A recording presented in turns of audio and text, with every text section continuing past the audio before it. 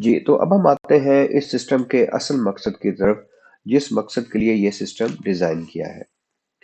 वो है कि अब हमने स्टूडेंट्स की ग्रेडिंग कैसे करनी है, इनसे असाइनमेंट कैसे लेनी है, असाइनमेंट की मार्क कैसे लगाने हैं, इनके मिड टर्म के मार्क्स कैसे लगाने हैं, क्विज के मार्क्स कैसे लगाने हैं, प्रेजेंटेशन के मार्क्स कैसे लगाने हैं। होता यह है कि जब हम स्टूडेंट को क्लास में असाइनमेंट अनाउंस करते हैं, वो कई दफ़ा इंसान है वो भूल भी जाता है, स्टूडेंट भी भूल जाते हैं। आज दे दूंगा, कल दे दूंगा, स्टूडेंट छुट्टी पे थे, वो आया नहीं, या आप छुट्टी पे थे, स्टूडेंट्स असाइनमेंट इसकी डेडलाइन पे आपको जमा कराना चाहते थे। तो इस ऑनलाइन का ये फायदा है कि आप घर भी हैं, कोई स्टूडेंट छुट्टी पे है, वो घर बैठे भी अपनी असाइनमेंट जमा करा सकता है, और इसका तमाम रिकॉर्ड इसकी ग्रेड बुक में ऑटोमेटिकली वो एंटर होता जाएगा। तो इसको देखने के लिए ये काम कैसे करता है, सबसे पहले हम लोग लॉग इन करते हैं।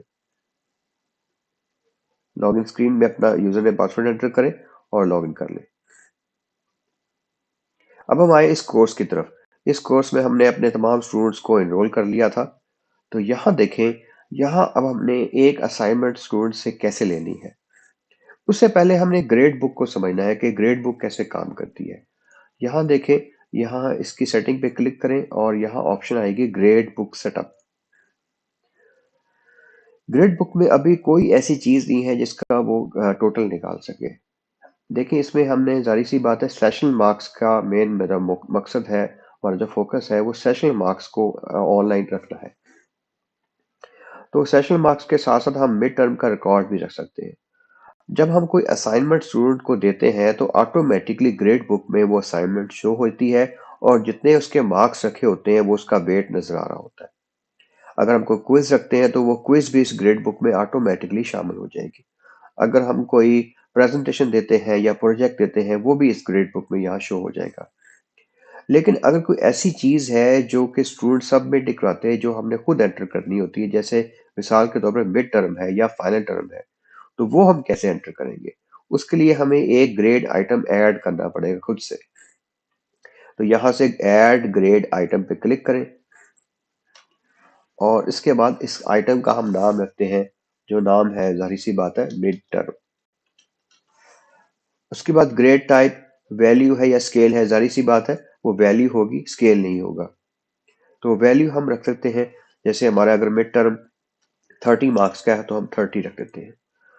उसके बाद कुछ यूनिवर्सिटीज के अंदर वेटेड ग्रेडिंग भी होती है, जैसे फास्ट यूनिवर्सिटी में वेटेड ग्रेडिंग होती है, हमारे यहाँ नहीं चलता, इसलिए इसको स्किप कर दें।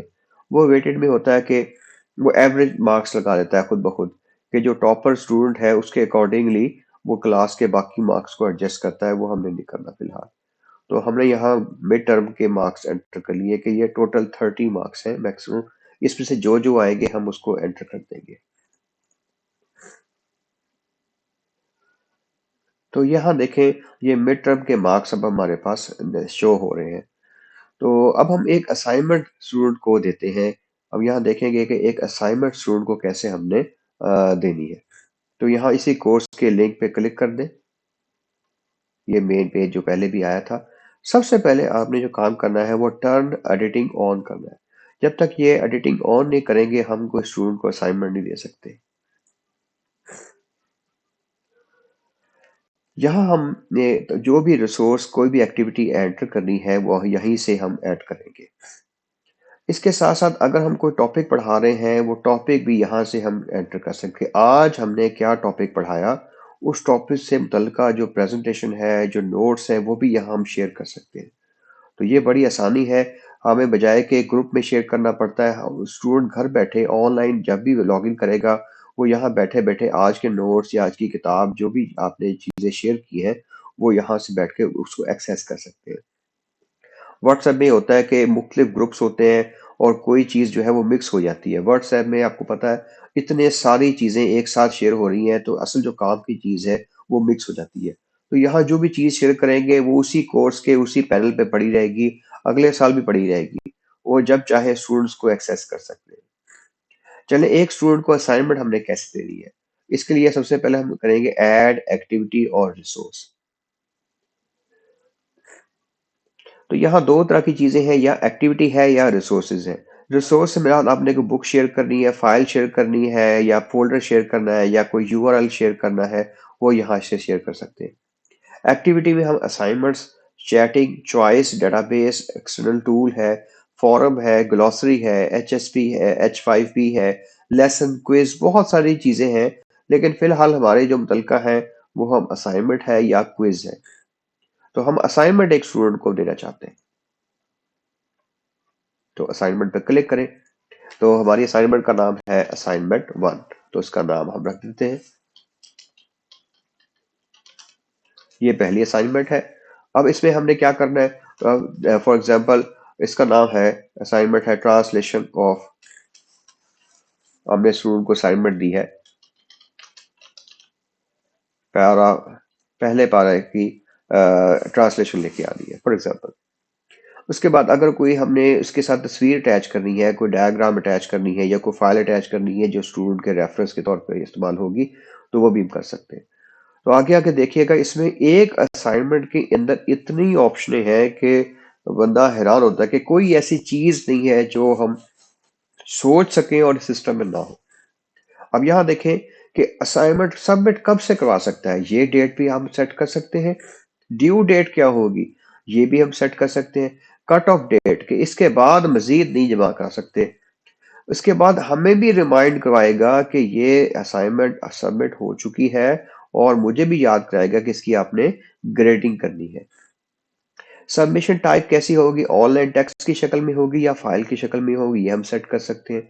मैक्सिमम नंबर ऑफ अपलोड फाइलें, कितनी फाइलें अपलोड कर सकता है, ये भी हम स्पेसिफाई कर सकते हैं। फाइल का साइज कितना होगा। आगे चलते जाए, फीडबैक टाइप, इसमें फीडबैक हम चेंज कर सकते हैं, सबमिशन की सेटिंग कर सकते हैं। इसके बाद इवन के ये भी है कि अगर एक स्टूडेंट ने सबमिट करवा दिया है और समझता है कि उसकी असाइनमेंट में कोई कमी रह गई है तो वो रीसबमिट भी करा सकता है, तो वो ऑप्शन भी इसमें मौजूद है। तो इतनी ज्यादा ऑप्शन है, इसको आप बैठ के एक्सप्लोर करें। लेकिन जो मेन मेन चीजें हैं वो उसने पहले से इसको सामने लेके आया हुआ है, जो जो मुतलका चीजें हैं। बाकी ऑप्शन बहुत ज्यादा है इसके अंदर। जैसे ग्रेड है, अब यहाँ से जो ग्रेडिंग है, हमने कहा कि ये असाइनमेंट हमारे 10 नंबर की है, तो इसको हम टेस्ट 10 सेलेक्ट कर देंगे। और पासिंग मार्क्स भी हम स्पेसिफाई कर सकते हैं कि कितने ग्रेड चाहिए इसके पास होने के लिए। चलिए इसको हम यहाँ फिनिश करते हैं और सेव कर देते हैं।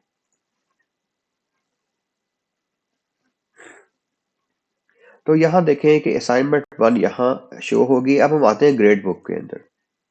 यहाँ से ग्रेड बुक में जाएंगे तो मिड टर्म के साथ साथ असाइनमेंट 1 भी जो है वो आपको नजर आ रही है। इसका जो वेट है उसने खुद ब खुद बना दिया है कि वो 100 में से, जाहिर सी बात है 10 है, तो उसने उसके वेट के अकॉर्डिंगली इसको वेट स्पेसिफाई कर दिया है। अगर हम इसके कोर्स की मेन डैशबोर्ड पे जाएंगे तो जो हमारे स्टूडेंट्स होंगे, यहाँ देखें ऑटोमेटिकली कैलेंडर के अंदर भी ये हाईलाइट हो रहा है कि ये असाइनमेंट की डेडलाइन है। इसकी स्टूडेंट को भी नजर आ रहा होगा और टीचर को भी नजर आ रहा होगा कि जो कैलेंडर है उसके अंदर ऑटोमेटिकली यहाँ से हमें, और साथ साथ इवेंट भी आपको शो कर रहा है कि ये एक असाइनमेंट जो है वो ड्यू है। तो स्टूडेंट जब भी लॉग इन करेगा उसको बार बार ये रिमाइंडर आता रहेगा कि ये आपकी असाइनमेंट जो है वो ड्यू है। तो वो भाग नहीं सकेगा कि मैं भूल गया, क्योंकि ये उसके सामने बार बार इसको रिमाइंड करेगा।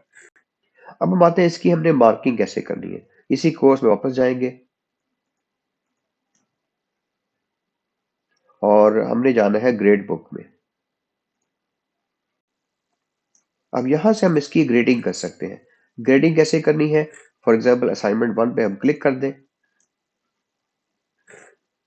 और व्यू ऑल सबमिशन। यहां हम देख सकते हैं कि पार्टिसिपेंट्स 48 थे, अभी तक किसने सबमिट नहीं कराई। कितने स्टूडेंट की ग्रेडिंग होगी, कितनी की ग्रेडिंग रहती है, इसके दिन कितने रहते हैं, वगैरह वगैरह। तो अब हम आते हैं इसके ग्रेड के ऊपर।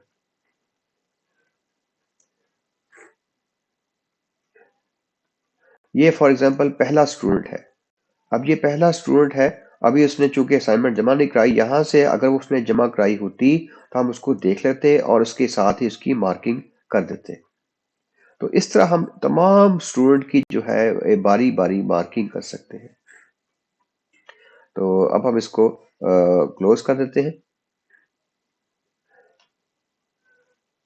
क्लोज हमने करना है यहाँ से, ये बैक कर लेते हैं यहाँ से। अब हम आते हैं मिड टर्म की, हमने मार्किंग कैसे करनी है, मिड टर्म के नंबर कैसे लगाने हैं। वो भी इसी तरह कोर्स पे जाएंगे और हमने ग्रेड बुक पे चले जाएंगे। ये मिड टर्म के मार्क्स हैं और हम ग्रेडिंग कर लेते हैं।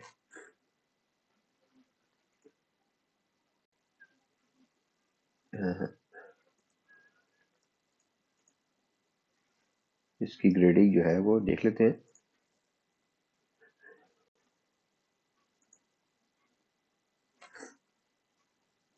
जी, तो ये इसकी हमें लिस्ट नजर आ रही है। तो यहाँ से हम इसकी ग्रेडिंग ऑन कर लेते हैं। ये देखें,